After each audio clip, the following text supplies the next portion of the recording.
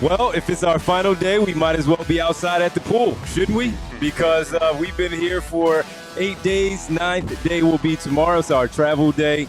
But hey, we get an opportunity to spend it outside with you as we broadcast live from Circa Las Vegas, our host, of course, here during the week as we've been hanging out for Sixers Summer League. And we've had a chance and an opportunity to stay at this beautiful hotel and casino and resort. And as we do that, we have a chance to be outside today while Team USA is going on right now. Joel Embiid and company taking on Team Australia right now as they gear up for the Olympics. And we are having a good time right here, starting things off with Derek Bodner and Kyle Neubeck. The venue's great, but being in this city in the heat for this long is it's a real endurance test, we'll put it that way. It really is. I'm Devon Givens, and Emma is with us again this morning as we broadcast from this beautiful location here at Stadium Swim, courtesy, of course, of Circa Resort and Casino. It's been a blast to be out here with the guys. It's been a blast to be with all of you and just bringing you what we could from Team USA with Joel Embiid, bringing you what we've seen when the Summer Sixers arrived here on, Thursday, Friday. We were able to check in with them, so it's been fun, and they do have a game tonight, so we'll be able to talk about that tomorrow we'll be able to talk about it on Derek Wednesday. Gets to do the job Derek while we gets get to on do a that plane. with Rich Hoffman tomorrow while we're on the plane coming back home. But it's been a fantastic time, so we appreciate everybody, even adjusting your schedules. Well, we normally start at 2:30 Eastern time. We've been starting at 2 o'clock. We asked them to tune in twice on a weekend afternoon. I know, but when things like that happen, they expect it from us, so we bring it to them. And we have a lot to get into from just kind of chronicling what we've been through this time that we've been here in the 8 days. You make it sound like we were sent on an expedition to Mars or something rather than hanging out in Las Vegas. Look, I'm fighting for my life, man. It has been a long week. It has been a long week. It has been a long week, man. So we'll talk about it all from the takeaways to Summer League action. Joel Embiid out here and the team right now playing Team Australia, trying to close this one out, Kyle. It was an 18-point lead at one point, and then we sat down, get ready for the show, and all of a sudden, it's down to 6. What's going on here? Well, listen, we were doing some show prep, so we haven't seen all of it. Oh, now it's 4. I did, it's down to 4 points with 8 seconds left. I did see that somehow Joel Embiid was the only starter with a positive plus-minus, which is, one of the funniest possible outcomes. It seems that Sixers fans who have been able to watch more of the second half of this game have been I guess okay with what Joel's doing. Not excited, but feeling better than the last game. And every Celtics fan, of which there are many watching these games because half their team is on the roster, are blaming Joel Embiid for all their problems. So it's been a fun, we don't get to escape the Joel Embiid discourse even in the middle of July, even out in Las Vegas, having a good time in Summer League. Yep. It's just comes with the territory, yeah? Yeah, and I mean, right away, you even see some in the chat here with Jacob Rude is saying, is Kyle ready to admit Anthony Davis is clear of Joel Embiid? Absolutely not, No. Jacob. No. I love Jacob. That's my guy. However, no, not in this lifetime, not ever. Maybe the Lakers' other star, Mr. LeBron James, should start playing a little better. How about that, Jacob? Yeah, and then we got Boots in there standing up for Joel. And get out of here with that stuff. and Kerr sucks as a coach. Gene says, does Kerr know how to use Joel Embiid, Derek? As it seems like it's a difficult task there for him. And look, he's going to have some work cut out for him. And you coming in here, the way that he typically plays, some are talking about this pace is too fast for him. He's too slow and slowing down the international game. But he is going to have to figure out how to play with them. But he, other than a couple of possessions, I thought he was pretty good this morning. I know you were out, Yeah, so I you haven't didn't really seen a chance to talk second about of it. But it's just more of the overall conversation of it. Yeah, no, I was at shoot around this morning, so I haven't seen any of the game yet. But we talked a couple days ago, a week ago, a while ago, during the first leg of our brutal, Las Vegas trip. Mm-hmm. We spoke that he probably has as big of an adjustment as almost anyone else on this team in terms of his style of play, in terms of integrating what he does, in terms of just trying to learn how to play off of all of the other stars and perimeter creators on his team. So, yeah, I think there is probably going to be a little bit of a feeling out period in terms of learning how to play with Joel Embiid, learning with Kerr how to use him best, and that is why you have 5 tune-up games here before they really start counting. It looks like he's playing better. It looks like certainly the team has been playing better with him on the floor. Like I said, I haven't really had a chance to watch most of it. But, yeah, I certainly think it's fair to say that he's going to have they're going to have to figure out how to use him in his very, very unique skill sets. Yes, absolutely. And again, what is it, 98-92 right now? Game's over. They just won. Okay, game's over. And Australia battled back. Steve Kerr's trying to tinker with the lineups and see what works, what doesn't work. But this one was a little closer after being a big-time blowout a little bit earlier. And they did all that without the young socialite. Hey, listen. You talking about the videographer or the other guy? No, the other guy. Because both of them got left off, which I don't want to take any victory laps on that one, but maybe I'll take a victory lap on that one. Yeah. Mr. Oh my God, I can't believe they traded him. And then it's, decent obscurity in Portland and not making team much. Anyway. Yeah. This is not the Matisse Thybulle Sixers podcast. No, it is not.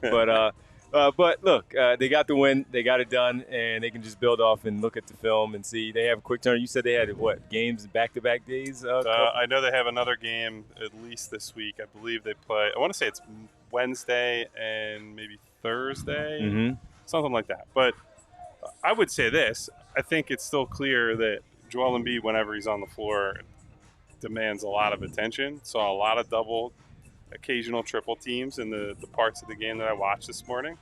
And while his reads need to be a little crisper, a little faster, I think generally is trying to play that inside out, draw the attention, fire it around the perimeter. They have so many shooters on this team, right? Yeah. And so that I think is the idea that Steve Kerr has coming in, is to use Joel as the hub in the middle of the floor, a guy who can play make for other people, and then obviously big body, rebounder, rim protector at the other end. I think the defensive stuff I would have a little more issue with him, because there have been some problems in space. I still think he's clearly working into best shape, game sharpness, all that on that end of the floor, where I don't think he's moving as well as he needs to. Mm-hmm. But by and large, he looks fine. He was much better, I thought, than he was in that first game. It's a very typical Joel Embiid return, right? Where first game back, long layoff. Wow, he stinks. Not very good. Who cares? Move on. He's better in the second game. He'll be better in the third game. Sure. And on and on and on we go. And I've seen this movie before, so I'm not too worried about Joel and his ability to play winning basketball. Speaking of the defense, you can just see with the drop coverage that they're playing, that is something, of course, that he, in this international game, has to adjust to a little bit, because the spacing is just so much, and guys like Jock Landale can come in and drop 17, where that may not be the case in the NBA, but because of how things play. But to your point, overall, outside of a few opportunities where I thought he missed a couple of passes, where he did his normal Joel Embiid in the Sixers uniform stuff, where he backs guys down, the double team comes, feels like he can shoot over him, the international officials are not going to give him that call. So it's something that he, again, just now that he has another game under his belt, he's going to look at that and he's going to see that. And that's something that he can adjust to. But he made passes early that did work. But it was something that we talked about going into this international play. He's going to have to, just like all of them, when you don't get the touches that you want and you're used to going up and down the floor 5 times, as soon as the ball swings to you, you want to do something. You have to feel like you're a part of the game when you may not call for that right then, and that's just the one little thing. But that was just little. It was minor, because it wasn't a big deal, because guess what? As Kyle said, he was the only plus starter out there at that time, and they were building this double-digit lead. Now, adding to that, the guy said that they're going to have to learn how to play with him, and that's Anthony Edwards. And, man, did he come out, and he was on fire early on. Look, they all made their shots early, where it was LeBron hitting a couple of threes, Anthony Edwards the same thing. Jason Tatum got the start also with Anthony Edwards in this version of the starting lineup. But Anthony Edwards, man, he was really, really good early on to help build that lead, not only with the shooting, but with his slashing with the ball and then his passing as well. Yeah, I mean, I would put less emphasis on the passing because it seems clear that Ant-Man thinks it's his time to go out and score right now. And look, certainly he's been one of their better players after going on that long playoff run with the Timberwolves. I do think you could see some of why maybe Steve Kerr wanted to bring him off the bench to start, and that's why they did that in that first scrimmage against Canada, because that allowed him to be in that super sub, like, okay, he's just attack mode from the second that he starts the game. And I think it's a little tougher to justify when you're playing with Steph, LeBron, Jason Tatum, Joel Embiid, right? Like it's a little tough to just be like, yeah, I should get every shot. And Joel is dealing with some of that same mental math in his own head, right? It's that same battle where you're the guy on your team back home and you have a rigid-ish style, we'll say, with Joel Embiid, and having to figure out, here's how I get my stuff, but also how do I leverage that for other people. So Anthony Edwards dealing with that right now. It's not just Joel. He is a magnet for all types of criticism and discussion, and I think my advice to Sixers fans would be like, maybe you just take a step back and ignore a lot of that stuff. Because famously, Philadelphia fans are great at that. Yeah, well, I always say the "no one likes us, we don't care" thing is maybe the biggest lie told in sports history, and that's fine. Like, it's okay to be prideful about Philadelphia, and the people it's the same thing as the people who get mad at like people making jokes about, oh, you threw snowballs at Santa. It's like, well, who gives a shit? I don't care what a bunch of people from New York or LA or Chicago or Miami or wherever, Phoenix, Denver, any of these cities say about Philly fans. I don't really care what they say about Joel Embiid. It's all in that same boat. Only problem with the Santa stuff is it's lazy, since it was 80 years ago. But that's why it's easy to ignore. It's like, okay, great. We've heard it 1,000 times. To me, it just has no teeth anymore. Yeah, so they pick up the W. Joel Embiid did play well. Missed a free throw or two just in there, a couple of things like that. But he was good today, and it was good to see him out there as we hang out here by the pool, and we have all the guys here hanging out as well doing their shows from the other cities. Yes. Good bonding experience with them. We'll tell everybody of how our trip went. We wanted to kind of, as we've been bringing everything we could to you all, we wanted to also tell you what we've been able to do with everybody else and just hanging out with them, getting a chance to really hang out with them instead of just seeing them on the screen and meetings and things of that nature. Slack channels and Google Meet. No, it's a lot better to be out here with everybody to maybe spend a little too much casino floor or bar time with everyone, but and just too late in general, even if we were sitting in a, I don't know, sensory deprivation tank instead of a casino in Las Vegas. But yeah, it's good for bonding, good for camaraderie, all that. I wish we could have gotten everybody to the Sphere after the three of us did it. Considering how much effort it took just to get 3 tickets next to each other, I'm not sure that would have worked out.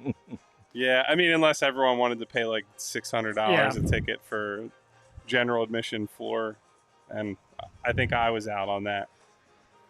Yeah, so, and look, right now, though, sitting out here while it's fun, these leather seats are a little hot. I'm just going to be honest. As you know what they call it, swamp. So if you see me adjusting, it's because I'm not trying to get, I'm not trying to let that happen here while we're sitting outside. Is that the first appearance of Swamp Ass on this show? It's got to be, right? Where else would we bring that up? I don't think so. I don't think it's maybe on the road when we were at one of the other spots that we've been inside and they had their chairs and all that stuff. Maybe a cushion, You're not wrong, Devon. I'm just not sure I would have, said that on the air. But these are our folks, man. They're our buddies, absolutely. These are our folks, so we just have to be honest with them. So, look, when we also want to tell you about Derek was at a shoot-around earlier today, this morning, so we want to get that. Talk about what we saw at practice. Keve Aluma, Kyle talked to him. You can read his piece on allphly.com. If you're a diehard member, you can take advantage of that. If you are not and you're like, man, I want to read that, you're going to have to go and sign up. And Better and you become should. one then. And you should. And Gene says get some talcum powder there, Devon. Okay. And, well, It's a little late to do little that late now, to do but that now, Gene. next year we're ready. Thank you, Captain Hindsight.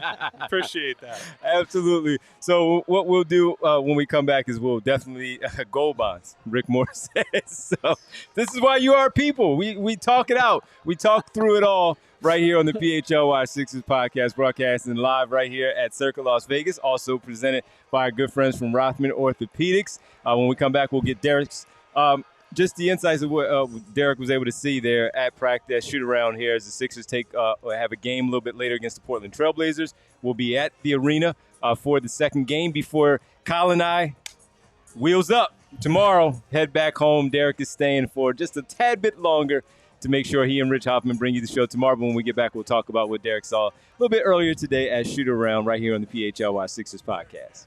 First up, we want to tell you about Indeed. We're driven by the search for better, but when it comes to hiring, the best way to search for a candidate isn't to search at all. Don't search, match with Indeed. If you need to hire, you need Indeed. Indeed is your matching and hiring platform with over 350 million global monthly visitors, according to Indeed data, and a matching engine that helps you find quality candidates fast. Ditch the busy work, use Indeed for scheduling, screening, and messaging so you can connect with candidates faster. And Indeed doesn't just help you hire faster. 93% of employers agree Indeed delivers the highest quality matches compared to other job sites, according to a recent Indeed survey. Leveraging over 140 million qualifications and preferences every day, Indeed's matching engine is constantly learning from your preferences, so the more you use Indeed, the better it gets. Join more than 3.5 million businesses worldwide that use Indeed to hire great talent fast. And listeners of this show will get a $75 sponsored job credit to get your jobs more visibility at Indeed.com/AllCity. Just go to Indeed.com/AllCity right now and support our show by saying you heard about Indeed on this podcast. Indeed.com/AllCity. Terms and conditions apply. Need to hire? You need Indeed. And everyone has a specialty that they love. I love bucket hats, like while we're sitting outside and it's warm. Devon's on number 2 for the bucket hat. Number 2 bucket hat. So for some, though, it could be some activity that you're really enjoying and you like to get out there, whether it's bike riding, running, whatever it might be. Going to the gym, very active there. For some, it's gardening. For others, it's shooting hoops, crossing up a defender. And at Rothman Orthopedics, their physicians are not only specialized in orthopedics and clinical research, but they are also fellowship trained to treat specific areas of the body. And since 1970, their physicians have remained committed to research, innovation, and minimally invasive procedures to get you back to what you specialize in. They are Rothman Orthopedics, and they specialize in you. I am a proud, I'm just a member at this point of Rothman Orthopedics because of my surgeries there. VIP. We Yes, saw sir. signs coming out the Circus Swim for Yes. the different types Yes. of people who can be let in. You're a VIP. I am a at VIP Rothman member Ortho. at Rothman, and with them, they repaired my ACL, my Achilles, and Rothman's 200-plus fellowship-trained physicians. My 2 are fantastic, and so are the rest. They subspecialize in specific areas of the body and a multitude of orthopedic services, including the hip, knee, spine, shoulder and elbow, foot and ankle, hand and wrist, sports medicine, physical medicine, and rehabilitation as well, orthopedic oncology, trauma, and fracture care as well. And Rothman proudly serves dozens of communities across Pennsylvania and New Jersey with 30-plus convenient offices, urgent cares, and walk-in centers. So if you have an issue, they are right there for you. Urgent cares, walk-in centers available to you, and they'll take care of you right away. You'll be in the best hands with Rothman Orthopedics because they specialize in orthopedics and, most importantly, you. Visit rothmanortho.com/PHLY to learn more and make an appointment today. I may have to make a trip to Rothman Ortho after all this walking around and beating up of my body I've been doing over the last 7+ days that we're at right now. Yes, so thank sir. you to Rothman, and got the Rothman hat on today as we sit here out by the pool. Out by the pool, nice little breeze while we sit here. Derek, you were, though, at shoot around early this morning. What were you able to see as they get ready for the Portland Trailblazers tonight? 1-0 after defeating the Pistons, and the Portland Trailblazers with the young big man that they have to go up against tonight from Connecticut. Yeah, you didn't really see much. That's there a you segment. go. Shoot so, like, around. when we show up at segment, you Well, typically... this is why we don't send you anywhere, and I'm the guy on the ground because I can at least pretend like things happen. I'm just being honest to our audience. No, we see the shooting drills at the end, and it didn't even get a chance to talk to the coach. You really just pull people aside for one-on-ones. I was talking a little bit to Jared McCain, just trying to get a little more on what he's trying to do with his shot. We saw him going through some drills yesterday at practice, get a little maybe clarity on what he's working on. Mm-hmm. So it was mostly focused on trying to get, like I said, a little bit of time with Jared McCain. I will have a piece on him coming out tomorrow. Once again, allphly.com. If you are a diehard, you can get that there. So it was really just there for the interview. And, he was talking about shooting through his slump, how he sort of had something similar going on at Duke last year. He shot, I think, 26% from three over the first 7 games. Found his way, shot 40% from three the rest of the way. And obviously from high school to college, there's a jump. Now from college to even the summer league, there is a jump. And whether that's a jump in just the distance of the line, jump in the quality of competition, and the speed of the game. So he's, I think, adjusting to that a little bit, but expressing confidence. He was going through some, sort of sprinting to the corner, basically just trying to maintain his upper body motion when his feet isn't perfectly set. So he was working on maybe trying to find ways to get, quick shots off yesterday. So I was talking to him a little bit about that. But like I said, for the most part, we saw some shooting drills. Had a chance to talk to Jared a little bit one-on-one. He does push-ups whenever he airballs a shot, which it brought me right back to Major League. I don't know how he's supposed to shoot if he can't lift his arms, but that's something they currently have him doing. So I talked to him a little bit about that. Is that a them thing or is that a him thing that he's carried over from his? No, it's a them thing. That's a them thing? And I asked him whether or not they're going to keep that going through the past summer league, and he said there's a chance. So, again, I'm not sure I see the logic behind it. You can't – I see the logic behind it. They're doing conditioning in the offseason. No, I That's get that. basically I all get it that. is. But if it can – anyway, it doesn't matter.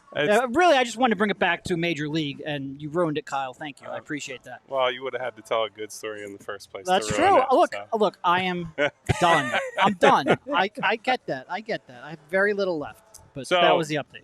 As it relates to McCain, we're waiting on he's only played one game, so one bad game away. But still waiting on the first good Vegas game. I'm expecting it'll come tomorrow as soon as we leave because it would have been nice to be here and be like, oh, wow, I'm really excited about what he showed. Or he just had this stretch of this game where he made 5 threes and got on a heater. And I would say I haven't changed my opinion on him basically at all since he was drafted. And you can take that for what it is, right? Like, I do think we all agree that believe in the shooting long term, even though it has not been there now. That, as Derek alluded to, went through that adjustment period in college, and after a slow start, obviously got to where everyone expected him to be as a shooter. I think that'll happen here as well. I'm still concerned about the other stuff, how he fits into this rotation as a 6'2" guard playing next to Tyrese Maxey, who's basically the same size.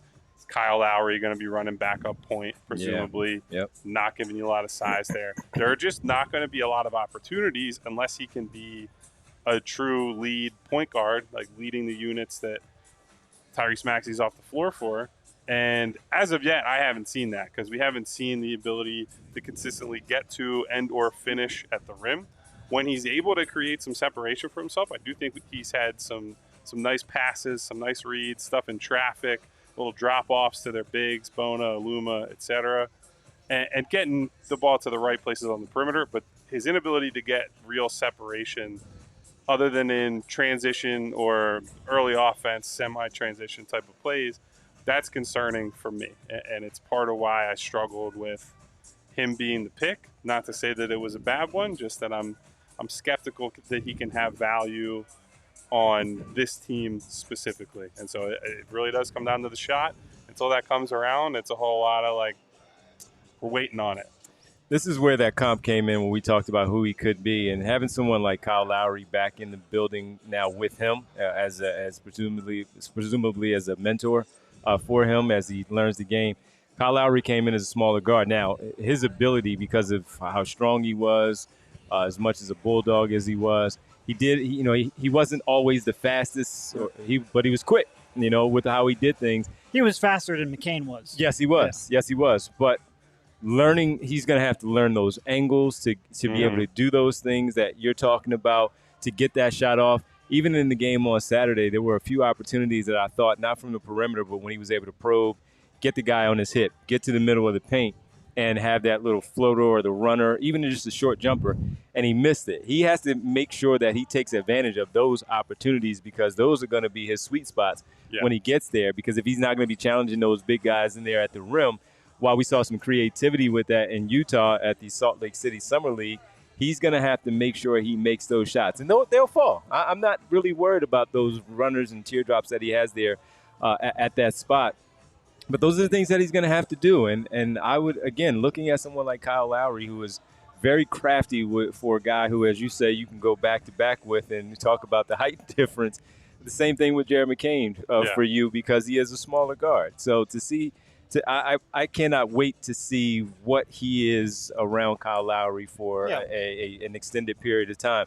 But even when it comes to the shooting and us seeing him go through his workouts and all, and seeing Rico Hines and TJ DeLeo, Reggie Redding, and all those guys run him through those drills, those shooting drills. They are making him work. Intense, man. Yeah. They are a lot. And when you talk about the push-ups, sometimes you can see it on the shot where you're like, oh, that one's short because he's already a little fatigued. Right. And they have him running. Bang, get to this spot. Take it back a little bit deeper behind the three-point line so you're not allowing yourself to have the defender close out quicker because you're right at the three-point line instead of maybe 2 feet behind it. Yep. So he has a shooting range. He just has to believe in himself on this level that he can knock those down, because a lot of them seem like they were at the line in college, not extended too far back.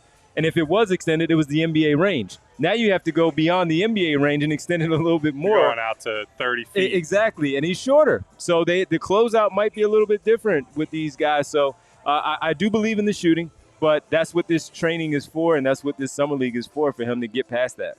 I would say, just to build off something Kyle said, not only do I still believe in the shooting, I probably believe more in the shooting now than I even did coming into summer league and coming out of the draft, which sounds absurd because he hasn't really made any shots yet. But just seeing the way he works, seeing how meticulous he is with his pre-shot footwork, seeing the way he's working to extend his range, and seeing the way he's working to move off ball, just quite frankly, just seeing how hard he's working at it and already having that strong base, he is going to make shots in the NBA. I'm quite confident of that.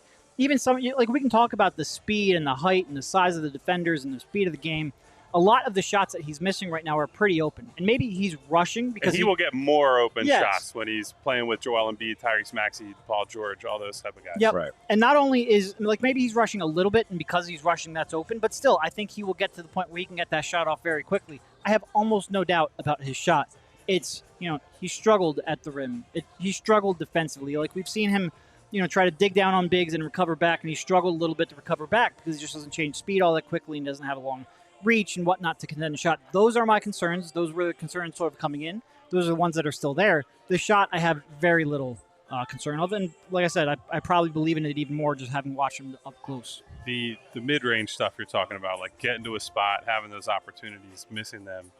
The only thing I'll bring up as it relates to shooting that you would have a little concern with is just that, as we've talked about with Ricky Council, the difference between this environment and the one that Jared McCain will be in once he's playing with the big boys is you don't get to play yourself through struggles. Like, this is not – you're not a kid who's going to come in and if you miss your first 6 shots, you're going to get a lot more time and touches. You will be benched in favor of a more NBA-ready guy, like one of the veterans that are on the team.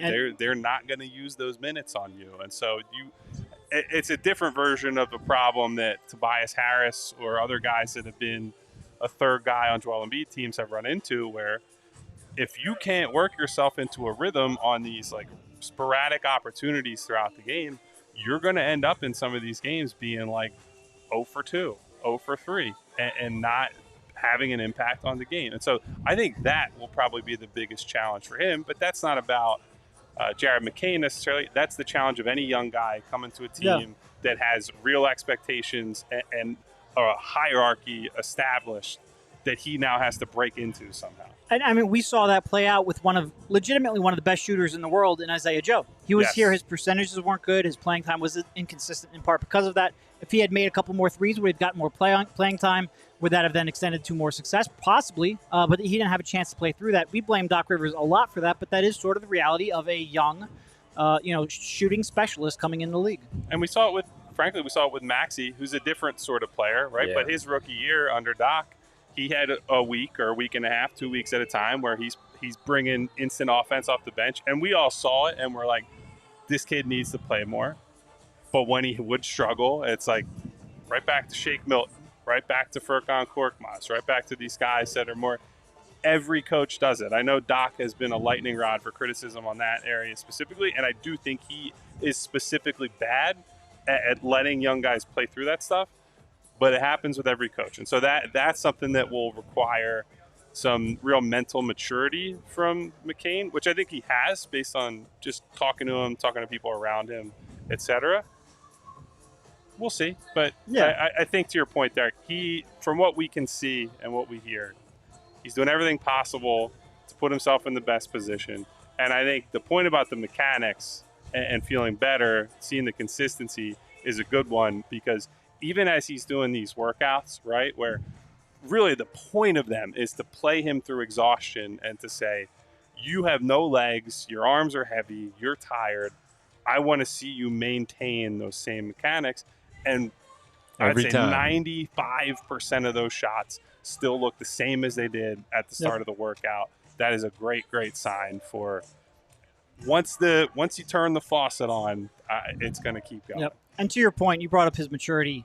And, you know, I covered draft for a long time, been around the sport for a long time. I've seen a lot of kids come through the league. He is as mature of a 20-year-old as I've seen, possibly 100%. ever. So I think that's going to bode well for him. Yeah, it absolutely will. And another guy we talked a lot about yesterday, people had some interesting thoughts on Keve Aluma, and we'll talk about him when we get back once again, because Kyle wrote a piece, allphly.com. Just to tease it a little bit again, you make sure you go sign up, allphly.com, to become a member so you can read that piece. But just a little bit of a tease about what Kyle was able to get, some information about Keve Aluma. We had our questions about that. You were right. Keve Aluma. Keve. We got confirmation from the man himself. Is how you pronounce it. So we'll talk about him as we broadcast live again from Circa Resort and Casino. Outside at the Stadium Swim, you can see the big screen behind us. It's a fantastic spot, the pool and all. And we have the pool directly behind us because we're in this cabana area. Yep. So this pool it's a nice setup. There's like a big couch. There's a fan. Yes. There's a full desk set up, it looks like, over here, so you can post up. And folks, the pool, this is our pool for all of us for right now. So if you were able to be here, I've had people ask about it, like, all right, how good is it really? It's really good. It's nice. It's really good. So you have these types of advantages as well, and opportunities to secure a cabana and have it for you and your folks. But this is where we are today, and it's pretty cool to be out here hanging out. So when we come back, we'll talk about Keve Aluma and some more sights and sounds of Las Vegas on our final day, as it's the end of the road for the PHLY Sixers podcast out here in Las Vegas. It is indeed, but really want to drive home what Devon has been saying and thank our friends from Circa Resort and Casino. We've been here since Friday, so roughly half our journey will have been spent at Circa, and I've gotten to enjoy all of the comforts of this wonderful place. The rooms are great. Nice, big, spacious bed. Beautiful bathroom. Beautiful views of Las Vegas and Fremont up in the room. But you don't want to think about the room while you're in bed. That's just somewhere to rest your head while you're bouncing around, going to the casino, trying to win a bunch of money, eating some good food.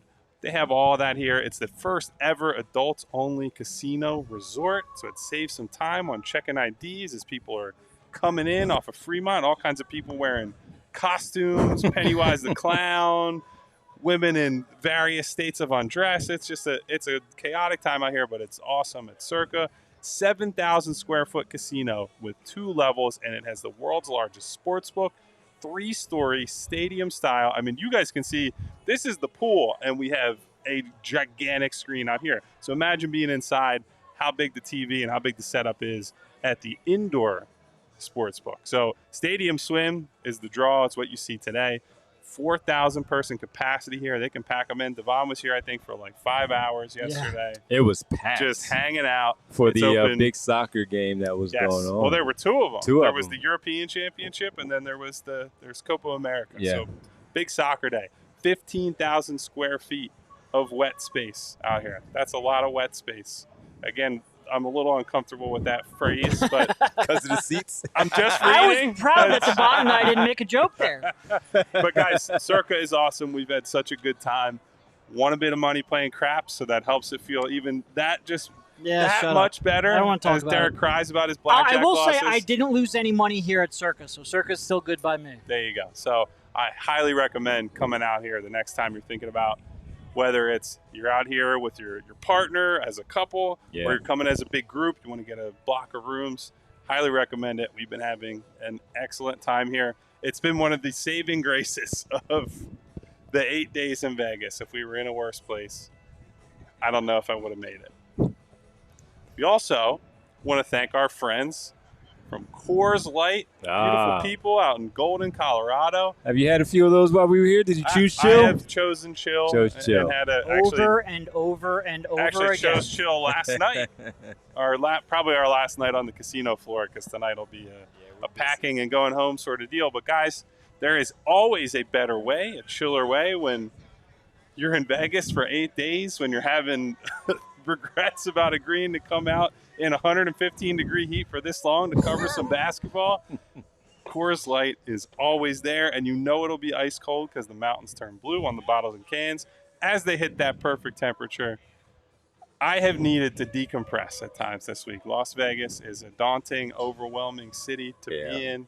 Coors Light, after I step back, I sit down, I have a break in the hotel room, I always know I can reach for a cold layered, cold filtered, cold packaged beer with a smooth finish. So when you choose to rise above it all, choose chill, choose Coors Light, get Coors Light delivered straight to your door with Instacart by going to CoorsLight.com/PHLY basketball. Celebrate responsibly. Coors Brewing Company, Golden, Colorado. So Derek, Jay the Jungle, you took up for me, even though he was making a fun joke. JR buddy says I look like I'm wearing a train conductor hat or some kind of Huggy Bear thing with the headphones on. Yes, I was talking to Jess a little bit earlier in the chat because the overhead headphones are certainly smashing down the whole look of the bucket. Can I get some choo-choos in the chat? You just did it right there. There and you go. All I was saying, if there's any of the three of us that has just the swag to be able to pull that train conductor hat look off, it would definitely be you. Well, listen, I took it off while Kyle was doing the read because I had to, adjust the bucket, make sure that the bucket was sitting right. And we just deal with it how we deal with the Rick Morse last about the Huggy Bear comment. But also, we had one here talking about some more roster, maybe opportunities there. Win forever, Kyle was saying. Listen, y'all, I like Chimezi Metu and Garry Trent Jr. We need that on the roster. So the Garry Trent stuff is out there, right? That if he still isn't signed to a team, at this point, there are just not really suitors for big money or the money that he would want. And it just rests on, would Garry Trent be willing to come to the Sixers on a minimum deal? I couldn't tell you that one way or another. It does seem that the reporting out there is that he will take a below market deal. So the next question that emerges is, what does he really think of his time with Nick Nurse? Yep. Because he was one of the guys that Nurse, I think, was very open about challenging publicly. Yes. If he felt that he was not bringing the requisite effort defensively or doing something that was off script from what they were supposed to be doing.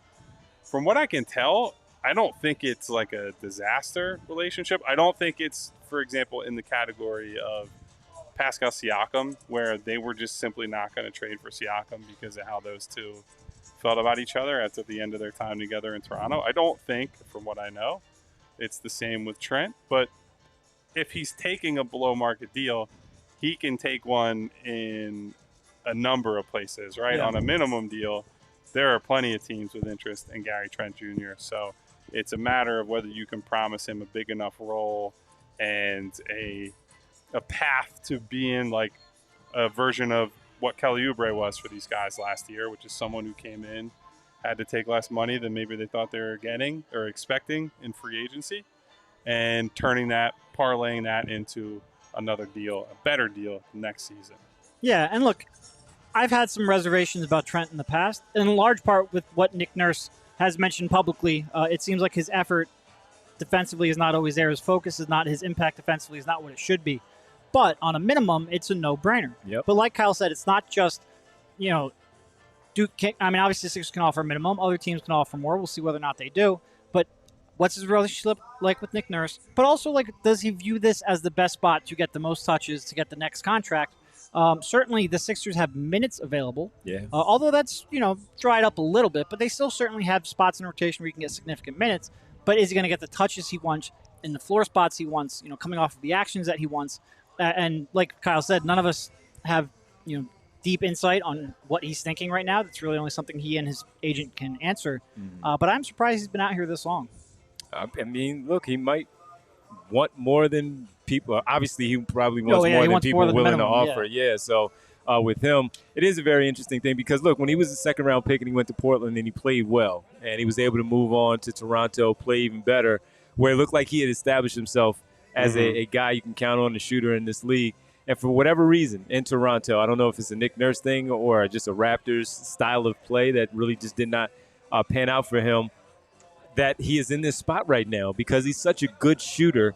Never heard anything attitude-wise, personality-wise, where it would really cause him to still be out there and available right now in the free agent market this late, where he's probably the biggest name in terms of DeMar DeRozan. Now that's done. Probably Gary Trent Jr., really, when you look at it. Probably have to look at some more names, but he's a big name that's still out there that is now potentially in that Kelly Oubre place from last year, where he's going to have to take maybe what they're throwing out there and just go out there and try to prove himself again, because the guy shoots the ball really, really well, and there's a contender somewhere that could use that shooting. Maybe it is the Sixers. Maybe it's someone else. Always find room for a shooter. Always. I mean, the only bigger name I can think of out there are any of the Antetokounmpo brothers unsigned, because that's a lot of characters. Well, Thanasis is dealing with the Achilles. Is he a free agent, though?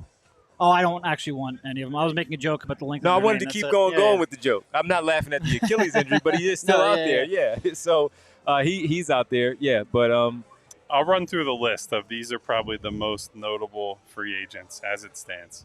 Gordon Hayward, washed. Evan Fournier, cooked. Gary Trent Jr., Markelle Fultz, Bertans, Tyus Jones, Luke Kennard. I mean, these are all people that we've talked about on this show at various points. Landry Shamet, Robert Covington. I would probably go Kennard over Gary Trent Jr., though. I have concerns with the injuries, but I would probably... I think they're very similar. They're similar. They're similar. Just a difference in height. Just splitting hairs at that point. Yeah, so I don't know that the height really even matters, because I'm just saying that's the only difference. I think both of them are pretty crappy defensively. So it doesn't really matter. So, and like Bertans, he's a high volume shooter. Talk about height not mattering. He's the poster child for it. He might be the single worst rebounder relative to height of anybody in the league, which it would be funny if there are people who don't really pay attention to the league and are more just only care about the Sixers. If they saw, this guy is 6'8" or 6'9" or whatever Bertans is, they got a forward, and that's I guess so. Yeah, not a lot of good options out there. No, not at this point. But if someone did decide they could add to the depth, Derek, right now, if you had to look at it, just since we were talking about it, they're 8-9 man right now for you.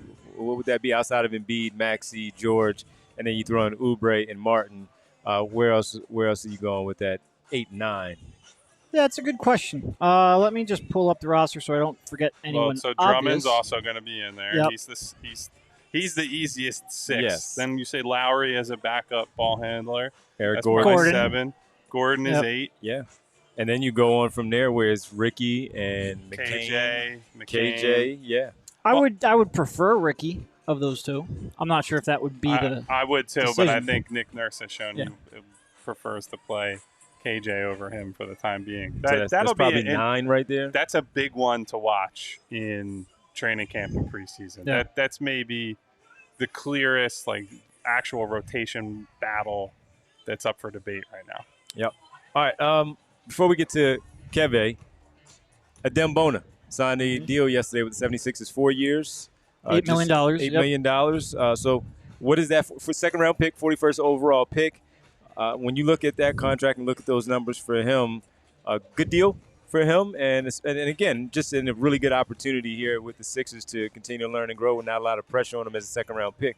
But a solid deal for a second-round pick? Yeah, so this is the new second-round pick exception. I think last year was the first year that you had it. It basically gives you a way to sign players without having to use either a mid-level exception or cap space. It allows you to sign them above the minimum salary without having one of those two exceptions. So it just gives teams more flexibility in terms of being able to keep their second-round picks, even if you're over the cap, even if you're deep into the aprons. This is an exception available to you. You have an option of either 3 years, which is 2 years and a team option, or 4 years, which is 3 years and a team option at the end. And it obviously has to be negotiated. Like some teams or some players will still sign for cap space or for a mid-level to get a little more money or a little more flexibility. But this is something I think makes sense for both teams. I don't think he necessarily Bona is a high enough draft pick where he could have commanded more than this exception, but it gives him some security. It lets the Sixers keep him around long term, and it lets the Sixers sign him without having to have used cap space earlier in the summer. So I think it's pretty good, and it's a pretty good commitment. Like I think they believe in him and believe that he can be a backup center in this league. So I think it's good all around. Yeah, I think if your third big was going to be a project type of guy, I like him based on where he's already at and how correctable I think his flaws are, right? Because I think the major issue for him right now is just the over-eagerness and jumping at every shot blocking attempt, fouling too much. Well, that's something that happens with a lot of bigs who are just a lot of bigs in general, but certainly defensive-minded bigs coming out of college. They're used to having such a dominant physical advantage a lot of the time that they just think, hey, I should and will jump at just about everything. That will come with time. I'm not worried about that. The part that will be the difference between him being, just like an okay third big that he's clearly going to be behind Joel Embiid, but also probably behind somebody like a Drummond, is what he can do on offense. It's can his hands improve? I'm not super bullish on that because I feel like when guys come into the league with bad hands, they tend to leave it with bad hands regardless of how long their career is. Yep. But can he improve his catching, and that manifests as a roller, but also in dribble handoffs and things like that. The other part of it, making free throws. He's actually done a good job of knocking down his free throws. We've seen him working on free throw line jumpers, even the occasional three-point shot at Sixers practices here out in Vegas. So clearly is aware that eventually he's going to need to expand his game beyond just dunking the ball. But with all that being said, right now he also plays really damn hard and is already making an impact as a rim protector, a rim runner, guy running the floor because of that. And so it seems like he's going to maximize whatever his talent allows him to do. And so for a third big that will only probably play in year one a little bit based on Joel's health, that's completely fine for me. We'll see what happens in the long term. And the other big man, so congrats to him to being in there, and we see him working it hard. Jared McCain and he are the last two pretty much off the floor with their workouts with the coaching staff. So Adem Bona in the mix for the new contract, so he'll be around and for training camp and preseason and all that. We'll see what he does here in Summer League.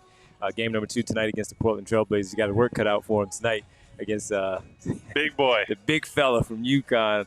And so we'll see what happens. But the other big man, you had a chance to talk to Keve Aluma yesterday, and you wrote a piece on him as well, all PHLY.com. So to kind of get everybody to go read that story, what are some of the things that you can share with the folks? Yeah, so just, it was just interesting to sit down with them and hear about what it's like to go from, you grow up in suburban Maryland, you go to school first at Wofford, transferred to Virginia Tech. Yeah, looked like he was on a pretty traditional, went undrafted, and then he got an offer for an Exhibit 10 from the Grizzlies after being with them in Summer League, and looked at the writing on the wall and said, well, I barely played for you guys in Summer League. I need to kind of look elsewhere. And so ending up first in Japan and then in Korea. And unlike some of these guys that, they went to Europe out of college, and they're going to some pretty major European or overseas metros where it's a little easier to assimilate as someone who doesn't speak the language when you're in Barcelona and Madrid or Munich or London or one of those. He was in a fairly small city in Japan.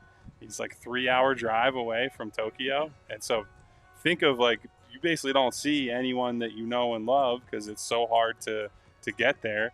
He's only able to talk to, said like 4 or 5 people between staffers and teammates. Most of them in that first year were Japanese, were natives of the country. And so having to just hyper focus and lock in on 10 months of basketball. Like they have a really long schedule over there. I went through his team in Korea that he played in last year, and I think he was the only American on that team. Yeah. I have to double check, but I think so. And so he has a deal this year already agreed to with the team in Okinawa back in Japan.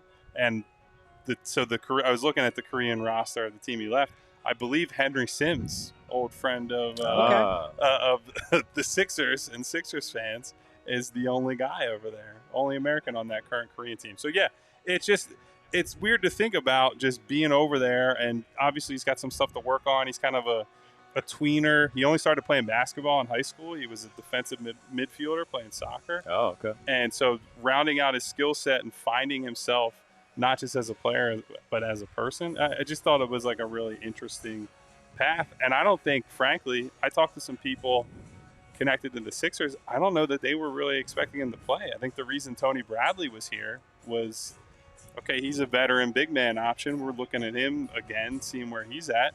And Aluma has outplayed him in practice and played well enough in games that Tony Bradley's only played in 1 game out of 4 for the Sixers at Summer League. So Aluma has done a good job to make his case. I still don't know. He's got to be able to shoot well and like really well to play forward, because you can't be an inconsistent. He doesn't have the true defensive versatility to be like, all right, we're going to play him full-time 4, but you can't play him full-time center either. So the shot being where it's at has been massive for him. And I talked to a few people that think he's going to get a real look, if it's not with the Sixers, somewhere in the league this year. Yeah, it's a good story, man, if he's able to make it and tell that team over there in Japan. You said Japan? Okinawa, that, sorry, staying home for this one. So that would be a cool story. Make sure you go read Kyle's story on allphly.com to get more about Keve Aluma and his solid play. See if it can continue again tonight against the Portland Trail Blazers. We do have a super chat from Brian Pumper. Hey, fellas, I want us to succeed in the Olympics. Bias aside, Joel needs to come off the bench. Well, all the bigs have been playing well. Joel played well today. So did Anthony Davis. Anthony Davis has been playing better than him, which is why I get that people are kind of all over. And when you talk topic. about the fast pace of this type of play, Anthony Davis runs up and down the floor. So and it's easier to scale Anthony Davis down in his game. Yeah, absolutely. So we hear you, Brian. We'll see what Steve Kerr figures out and how Joel continues to play with these guys out there as they get ready for the Olympics.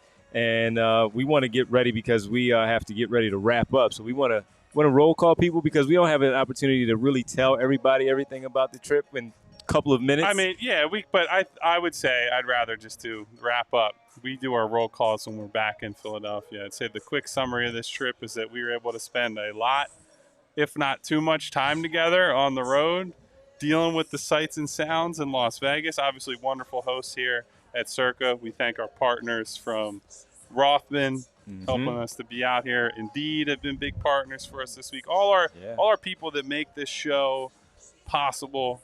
And we've had a really good time. We're able to go to the Sphere. We're able to see some Summer League basketball. We're able to see Team USA. A lot of that is because we have support from people like the people in our chat today, everybody back home that comes out, shows up to events, shows up to shows every day, is in the Die Hard program. Not possible without you guys. So we have enjoyed ourselves probably a little too much. We'll be very happy to all be home. And Devon and I will be back tomorrow. Derek is a complete maniac and decided he was going to extend his stay longer so he can be out in the heat just a little bit longer. So what time are you on tomorrow? Is it regular 2:30? No, it's 2 o'clock. 2 o'clock 2 tomorrow. o'clock with Rich. And then on Wednesday, Kyle and I have an early start time at 1 p.m. So 1 p.m. on Wednesday. So 2 o'clock for Derek and Rich on Tuesday, 1 p.m. for Kyle and I on Wednesday. Well, we'll be back at home in the studio. So no roll call. We'll roll call it when we get back home. But you We're can on a tight schedule, guys. We're on other people's time as well. Throw all the bells in there, and everybody, we really appreciate it. As Saul from PHNX is telling us to wrap it up so they can get started. I will say this, though. As Kyle said, we spent a lot of time together. This was fun for us, for me, to be able to work with these guys. I've told you it's been fun to work with them in general, but to spend these 8 days with them was good for me. Just knowing these guys as long as I haven't had an opportunity to really, really spend time with them. So this has been a good thing for us, for our show, for all of you out there. So I appreciate this opportunity to spend time with both of you while we had to do this. I will say this, and I think this is something that doesn't always happen when you come to Vegas. I like both of you better now than I did when we came out here. And look, Kyle and I give each other. It's all about the sphere, baby. It helped. I told you. Kyle and I have sort of like the same personality where we like to make fun of each other. The only thing Kyle did this week that pissed me off is he won money at the tables and I did not. And I can't really blame him for that. So it was a good trip. It was a great trip. And we thank Emma also for stepping in, filling in while Bree is back home. We got Emma here, so everybody shout out Emma there in the chat. Thank you, thank Emma. Everybody. Thank you to Circa. Emma. Thank you to Rothman. We really appreciate it. Make sure if you're in Vegas, you come to Circa because this place is dope. So we want to thank everybody here for this trip. Thank you, Emma. Thank you to Circa. Thank you to Rothman. Indeed, everybody. For Kyle, Derek, I'm Devon. We will talk to you on Wednesday, Kyle and I, Derek and Rich, tomorrow right here at 2 p.m. on the PHLY Sixers Podcast. See ya. We all silly like the mayor.